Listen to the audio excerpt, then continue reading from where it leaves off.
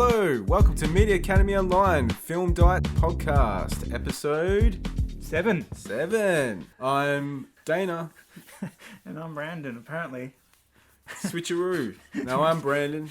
And I'm Dana. And you're Dana. We just swap places because we can. You can be stuck with a girly voice for once. And you can be stuck with the annoying voice for once. No, the manly voice. I'm a Whoa. I drink beer and smoke cigarettes every single day. So, the next few podcasts, we're going to be reflecting on 2018 and some of the films that came out then. Since this podcast is relatively new, we haven't had a chance to talk about the previous year, so we thought we'd give that a go. Before we do that, let's just talk about some recent news, though.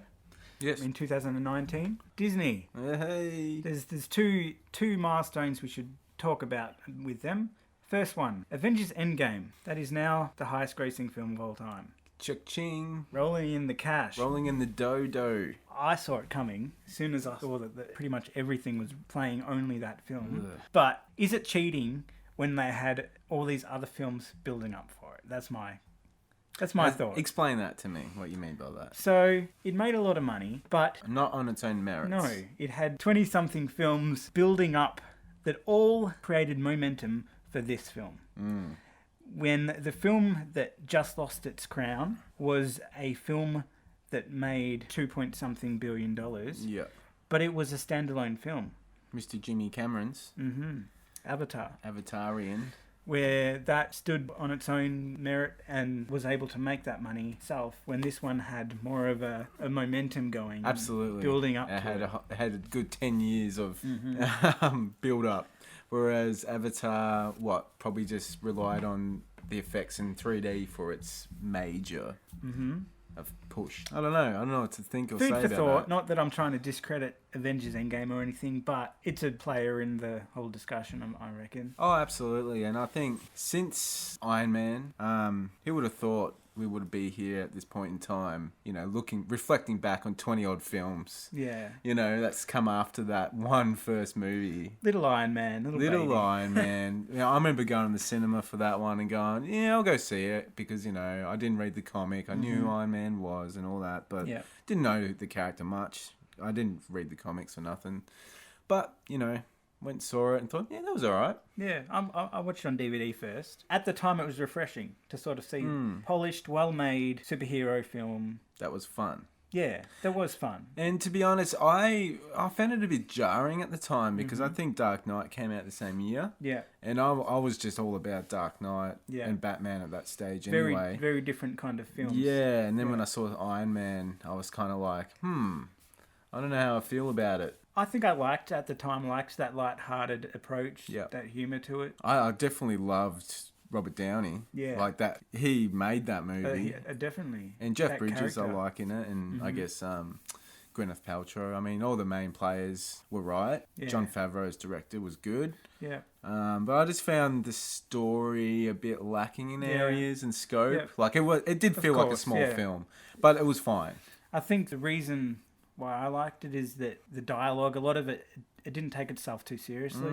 Now it's sort of become formulaic. It has now, That's how it was then. Now we're sort of seeing just themes repeated in every single film. But that should be changing now. They're taking some time out to redevelop some new characters. Having a look at what they're working on now, it sounds like we might have a female Iron Man. Female Thor. Really? Yeah. And there's going to be female Iron Man too. Yeah, they're all going to be females now. It looks like it, yeah. We're living in a female-dominated, as of now, kind of. But it's good. We need to level out the ratio field. There. Yeah. I have no argument staring at chicks all day. So I'd rather stare at chicks in hot costumes rather than big muscly men. So any day. And this all leads to another question that I've got is how long is this superhero phase going to last? And then there's probably these people watching this who have sort of grown up with all of that saying, what are you guys talking about? It's always going to be there.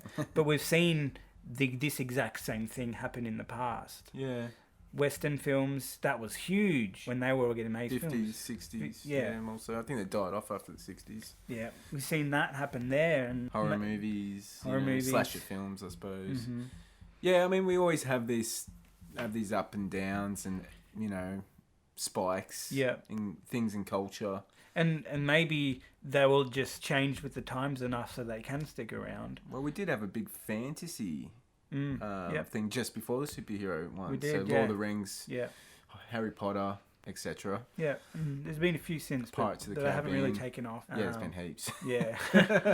And then you had Hunger Peter Games Jackson, coming Hunger off out of the Games. fantasy stuff, going that's into right. more teen novels, which is Hunger Games, Divergent, Maze Runner, Yeah. da-da-da-da. Because I was a big fan of Hunger Games. I was a big fan. Oh, that surprised me. Because I was going into that thinking, oh, here we go. This is going to be very teeny and not very substance, and all that. But I watched it and I thought, wow. There is. There's cool. a lot going on there. Jennifer Lawrence really is and I'm glad they put in good actors in it too, like Woody Harrelson. Yeah. They had Philip Seymour Hoffman and many others. Yeah, but then as you said, they try and create all these new similar franchises, and then one by one they were just like, oh, okay. Oh, no, that's not working. Oh, and then they just get worse. The whole concept of, this one did well, so if we do one the same as this, that'll also do well. It's kind of like a comparison between Lord of the Rings to The Hobbit, Harry Potter to Fantastic Beasts, so on and so on. So we'll move on to the next bit of news. The record for the most amount of money made within a year, and they made that in July. Yeah, I'm just kind of... I don't even know what to say about that, So, apart from it doesn't surprise me. It's not like they bet it just in December. They bet it in July. If we go through the films that they had coming out, this is definitely Disney's year. We had Avengers Endgame, we had Captain Marvel, Aladdin, The Lion King, Toy Story 4, Dumbo. And the first three that I mentioned, they're all over $1 billion. Lion King. If it hasn't already, it definitely will go over $1 billion. Toy Story 4, I'm surprised it hasn't yet. Yeah. Which it will anyway. I think it will. Especially by with the end of it. Yeah. I think they're not fully out in all parts of the world yet anyway. So the only one... Dumbo. Still, that's nothing to be sniffed at. Yeah, I mean, Dumbo, I wouldn't expect him to make $1 billion in terms of comparing it to the others. A Tim Burton one. He's definitely... He's not doing as much as he used to do. He was huge a while ago, 10 years ago, whatever it was. He was huge. But then we still have other films coming out too, such as Star Wars, Rise of Skywalker. Let It Go too. The big deal that's the kids are going to be screaming off the top of their lungs for the next 5 years. Frozen 2. Yeah, that's going to be another one we're not going to hear the end of. Let It Go too. I wonder how they're going to follow that song up. Yeah, they're going to need another... They had one with Moana, they had their song. Did alright. It wasn't as big, but it still did pretty well. Yeah. And then to round off the rest of the year, it's Maleficent 2. Should do pretty good. I'll be surprised if it does $1 billion. Yeah, I reckon it'll be around 700 to 8. Yeah, mid to high. If it goes over, then good on them, but... Wouldn't surprise me if it does. Yeah, but definitely Frozen and Star Wars, they're definitely going to be over $1 billion. So by the end of the year... Who knows what they're going to be up to? Only them can beat it. Like, there's no other company that's going to come out anytime soon. What do we have? Universal? That. What have they got? Paramount? Warner Brothers? Universal's got, like, what, Jurassic Park? Yeah. Warner Brothers has got Christopher Nolan. Sony's got Venom. Yeah. Sony keep trying, but nothing's really... Nothing's Sony, they've got some animation coming out of Sony. Yeah. But, no, it's unfortunate at the stage where...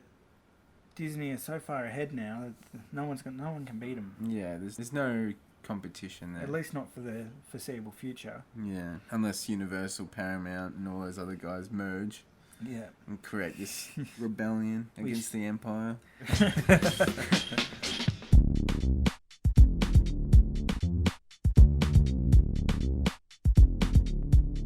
So moving on from there, jumping into some of the meat of today's podcast. Some film talk. So now we're going to go through films that came out last year that really stood out to us and the reasons why they did, good or bad. Yeah, so kind of like just a recap of 2018. Yep. A bit late, but we didn't exist back then, so give us a break. Yep. I was just born, so... Oh, wow. Benjamin Button. Yeah, exactly. So to start off our collection, what do you want to start with first? Well, I was thinking Fantastic Beasts 2, The Crimes of Grindelwald. This is all in connection to Harry Potter and the huge success they had with the first Harry Potter franchise. Yeah, with J.K. Rowling. Which is the difference there is she wrote the books, but she didn't write screenplays. Yes. And now she's writing the screenplays. Why? Save money? I think it might come down to creative control. But why? Harry Potter's been so successful and has worked, why mess with the program? If there's money to be made, I suppose. There's a risk. I just find that risky. Where it's questionable for me is J.K. Rowling writing the scripts. Reason being is, yes, she can write novels, which is fine, but it's a completely different format to scripts. Yeah, I don't understand. And she didn't write the scripts for Harry Potter. Someone else obviously adapted the content for that, and she would have had approval and stuff for that, which is fine. That's great. But they're very different beasts, and you kind of need to have an understanding of the structures involved with that. And these new Fantastic Beasts, there isn't really a structure. It's just stuff happens here, stuff happens there, stuff happens, and there is a little bit of climax, but it's just stuff happening. Yeah, it's such... I find these films so weird, to be honest. It's a weird thing. Like, I'm going to ramble on here for a second. When you compare it straight up to Harry Potter, because that's what you got to do, because it's, you know, the main character. It's not named after Newt. It's not Newt's adventure, even though it's sort of partly that. Yeah. It's such a weird thing. Like, there's no central focus. Are we catching beasts, or are we after Grindelwald? What are we doing? And... yeah, there's Newt, but there's also these other characters we're meant to be following. And too many characters. We just have to be invested, but they don't actually tell us why we need to be invested with the characters. Yeah. It's kind of like, this is our character, so you must be invested with this person. It's like they just automatically think that we're going to be, you know, there and understand and sort of... where there was a build-up. With Harry Potter, there was a build-up. There was a beginning where he was just a normal person, and then we went through the journey with him where it's... he found out this place existed, you know. It's like literally when he goes through that wall in the train station, we do as well. That's right. And we felt his pain when he was getting picked on, you know, with his aunt and uncle. And we were invested in him from that point of view because we're understanding his journey, where this one they said, he's a character. And he's not only he's a character, but he's a strange fucking character. Yeah, they're trying to make him unique, which is fine. But they haven't told us why we should be following him and believing in him. I mean, and then in the second film, they started giving like some background to his character, which was just even more convoluting than I could have imagined. Which the first one was very convoluted as it was. Yeah. All these characters get thrown at you, and they throw so much at you at the beginning. Yeah. Where... the first Harry Potter film was so simple. Yeah, so simple. Basic. Here's some characters that you need to follow, and there was a little bit of like problem solving and investigation involved with it. But it was the same characters, simple setting. The setting was fine, simple, easy to understand. Yeah. And I watched the first Fantastic Beast, and I watched it and I said, okay, so what happened in that? It took me a while to start trying to figure out. And not in a good way. It's not one that makes you think. It's one that leaves you confused. Yeah, you're kind of baffled. You're like, what was that all about? Yeah. Yeah, this is why. Because, like, all right, I'm going to come clean for a second. Harry Potter, the books came out. My mum tried to get me to read them. Anyway, long story short, I denied them and thought this is too popular. This is a kid's thing. I want nothing to do with it. I want Lord of the Rings over Harry Potter and Star Wars and shit like that. But then... I don't know, I think it was about after the third one came out. I think it was actually the fourth, Goblet of Fire. And then my brother showed me, you know, the third one, Prisoner of Azkaban, Goblet of Fire. And then I was like, oh, hang on, this is actually not too bad. And then I went to the cinema from then on to see them all from then on. And I was so impressed by the films. Even the first two, which are the lesser ones and the kiddie ones, like I can accept them for what they are. They're great. Yeah. And I love the way they kind of just start off like very kid friendly, and by the end, as you know, you age with the characters all that sort of stuff. It's brilliant. It's all well done. Different directors here and there. You know, different people in the crew making them, and I think each one has a kind of individuality to them. Well, you know, for the most part, and the casting of the actors was all good. And then you get to Fantastic Beasts, and it's kind of just like very confusing from the outset. Yeah. Like even the name. It's just like, okay, so what does that mean? Yeah. You know, are we just going to be going after Fantastic Beasts? Well, if that's what you're going to call your movie, you'd think that's what it's going to be about. Yeah, because there was like one scene where you're walking inside his little... yeah, his little suitcase place. Where they're like, okay, there's all these beasts, and that scene was a bit surreal for me too. And that whole idea that you got this full universe inside the thing, that like brings up a whole other question. But looking over that, is it just an excuse to have an obscure name? Yeah, like to be honest, the film should be exploring the magical realm and the real world. Yeah. You know, and the way they two work together. Yeah. I think that's what it should be exploring, and that's what it should be aiming for. So, sort of like the opposite to Harry Potter, where we're sort of having the real world coming into the magical world. This should be the reverse of that. Yeah. It should be the magical world coming into the real world, and how does that all work? You know, that should be the focus. Very early on, before this film was made, there was discussions around making new films. And there was one, and I got really excited because someone was talking about that they were going to make a film about the making of Hogwarts and the whole story about all the 4 different partners within the creation of Hogwarts and how that happened. That's cool. I got really excited, and I sort of put that in my mind, and then was kind of expecting that to play a part, and then this one came out that was not that at all. Okay, they're just adding in all these additional complicated stuff, but why? We want to expand the story that we know rather than adding in the new one that sort of is just shoved in there. And all these weird, like, isn't this supposed to be still a kids thing? Yeah, well, that's the thing. Who's it for? It almost seems like it's aimed for the Harry Potter kids that have grown up. You know, they're in their 20s now and over, you know, and or the older audiences. Yeah. It's not for the kids anymore, because what kids can watch this and go, that was fun. I was bored. It's confusing as it is. And I'm bored halfway through half of them, you know. There's just no one to get excited about. You know, there's nothing really there that's engaging. I'm trying to break down what's not working about it. And it's not necessarily a character by itself, even though they've got issues, but I think it's the structure of the film itself where it is so convoluted and there's no real focus, and there's no real payoff for us. Yeah. And they kind of just threw us in this world and said, all right, this is the world that you know, so we don't really have to worry about showing you characters and you going on their journey. They kind of throw in halfway where the Newt's already doing this stuff. You know, he's come to New York and all this stuff is happening. But everything before that, why do we care? Yeah. Why do we care? They're not telling us why we care. Yeah. And so we don't care. Yeah, that's right. That's so right.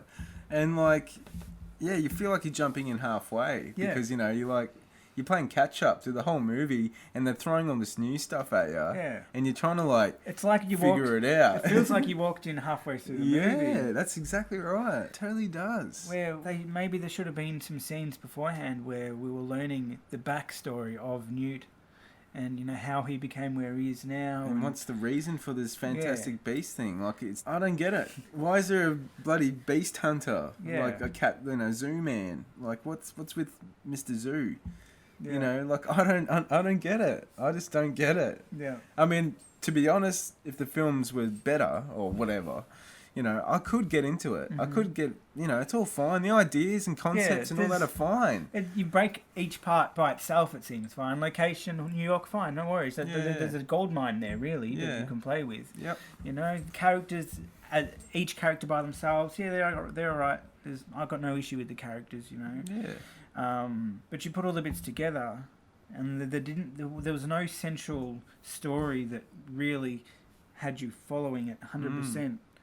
It might have even been better, like as an idea. You know, the guy that's the guy that it turns into the big sort of not ghost, but that sort of spectral force. Yeah. Can't remember the character's name. But I think it might have even been interesting following someone like that, because he's younger. So it might have been better to have a character that is actually coming from darkness or going to darkness. Yep. And sort of very similar to Harry Potter, but from a different sort of idea, because, you know, I think that might have been a more interesting character to focus on. Like his trajectory, you know? He's probably one of the more thought out characters within it. The other thing is, there was a lot of new, like, magical powers that they had in this, which weren't in the original series, which makes me think, if they had that power, that would have completely rewritten Harry Potter. Yeah, there's a lot of that sort of thing going on too, isn't there? You know, they're able to, you know, like, rebuild things and rewind certain parts, and it just all seems a bit too far. So yeah, lots of problems, and you can see that they know that. Yeah. because they had such a big backlash with the last one. And I don't want to hate on it because Eddie Redmayne, I'm a huge fan of him. Yep, his acting was fine. Like the acting in it, there was no real issues with the acting. Yeah, no. The visuals, they were fine. All the parts are fine. I find him a bit awkward, which he's supposed to be. I think that's part of it. That's what he's supposed to be. But at times I'm thinking, it's like frustrating at times, and I'm like, just say something or do something, and it's just like. And what do we reckon? That's the script or that's his performance? What do you think? I think it's script. Yeah, because he can do anything. Mm-hmm. Yeah, I think it's just script and direction. Like the director's fine, David Yates. He's done the last chunk of the Harry Potters, but it's definitely the script. You reckon it's inexperience of J.K. Rowling running script? Yeah, and I think they just rushed into it. Mm. I think they needed more time. I believe she could probably. I still have faith. She wrote the originals. I'm sure she can write a decent script. Maybe there should have been more support network or other people helping her out, making sure that. Yeah, I don't think it's support. I think she just needs to let other people do it. Yeah, well, she needs to take a step back. That's always been a big issue with her. She's never been able to let go of control. Yeah, which is fine with Harry Potter. Like that worked.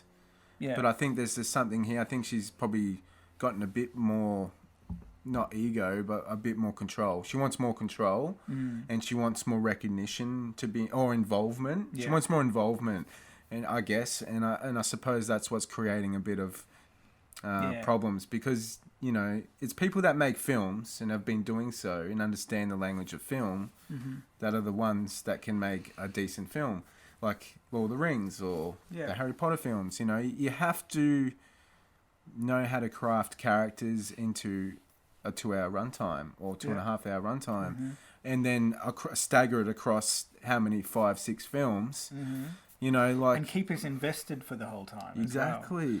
And I feel like this is thrown away too much too soon. Yeah. And without any explanation, so it's kind of like, what's the next one going to be about? I have no idea. What's what's happening? There was a central figure throughout the original Harry Potter series. Harry Potter and his team versus Voldemort. Yep. And what is this one about? I can't tell you that. I can't remember the full... Yeah. There is no central theme going through it. There's all these other bits that are thrown into it. Yeah. And blended up. Because there's your story. Exactly, because the main character, Newt Scamander, we should be following him. We should know what he's doing. We should know all about him and his mission and all that stuff. He can have secrets here like Harry Potter, like about the character, but we're supposed to be following one central figure. That way we know what to expect, and especially when you want to make a franchise and several films out of this, we need to be able to jump on the character and be like, okay, we're with you through the next, because we want to see where you're going. But I have no idea where he's going. That's the thing. Like, why is he even catching beasts, and why is that even important? And why do we want him to succeed? Yeah, I mean, what's the victory? What's the end goal? So we can let Harry Potter be born? Is that what it is, or doesn't? To destroy Voldemort? Yeah. I don't know. I'm baffled. Outside of the films, I'm not, like going crazy over it. Yeah. I'm very film based, and I'm happy with that. And what the films gave me was certainly enough. Yep, I agree. Very solid. But these ones, it's just baffled. It's baffling. Yeah. Because they did it so well to begin with, and then now they're making mistakes, and I don't understand how that happens. Marvel's not going to be doing that. They're not going to go, okay, well, we've got this tried and tested formula with the last 20 films. Let's just start doing some stuff differently and throw shit at a wall and see what sticks. They should have let Harry Potter be. Let it sit as it is. They're not trying to make, go outside of the Lord of the Rings and Hobbit books, like they're existing books, but they haven't said, we're going to continue that universe. Well, they're doing a TV show. Are they? Yeah. I spoke too soon. Well, maybe that's an issue in itself. We just need to let it be what it is. Harry Potter, as soon as it finished, I said that was a perfect end. Close the door. Yeah. And move on. That's what the industry needs to learn to do. Like, we've got so much. We've got things like Predator. We've got things like Terminator. We've got things like Alien. They just keep coming back for the well. And it's not working out. Yep. But hey, whatever. The issue is they keep looking for past films to reboot or remake. And this has always been my issue with the industry. How do we expect to move forward in 10 years' time, in 20 years' time, when we've remade everything and we're not creating new characters? Yeah. We need to start making original new films that can be successes. There was one time when Terminator was completely new. There was one time when Predator was completely new. There was one time when Avatar was completely new. And who would have thought back then that these were going to be things that were still going to be around in 20 years' time? That's right. And we need to be making those kinds of films now, so in 20 years' time, we have something new. Like, can you tell me, off the top of your head, anything that's been as iconic as those characters that has come out in recent time, that is fresh original IP? Really? Can anyone? Write in the comments. Tell us, please. Tell me. Please, we want to know. Tell us, make us wrong. Yeah, make me wrong. I want you to, tell me something. Get us excited about this, please. Yeah, there isn't anything. No. It's so hard to think of something that's such a strong... And what, they rely on books? Yeah, if it's not adaptations. And I mean, it's always been a thing with films. I mean, we've always been adapting plays, books, whatever. But shit, man, the balance is way out of whack. Yeah. Jurassic Park's still going. Yeah. Fuck off. I like dinosaurs, but do something new with dinosaurs. Dinosaurs don't end and begin with Jurassic Park. Yeah. Godzilla. Yeah, I love Godzilla, but we've had like I don't 5 need remakes. I don't need 20 Godzilla movies. Yeah. And King Kong, I love the characters, but fuck, let it rest. Do something new. Pacific Rim. That was something that was new and good. That's right. And then they fucked that up with the second one. Just one film. Just make one film. Yep. Wait 10 years. If it still warrants a sequel, make a sequel. That's right. Yeah. Fuck. It's not rocket science, you dummies. Yeah, I mean, it's an industry, it's business. I understand that.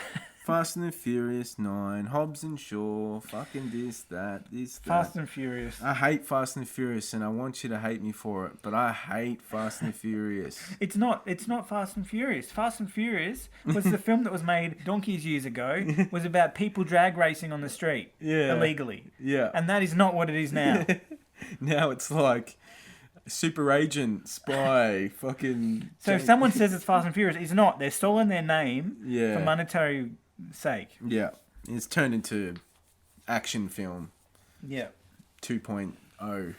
So I think we'll leave it there for today. So make sure you jump online, go into our YouTube, plenty more content there. But we'll see you next time. Yes, have a good one. Adios.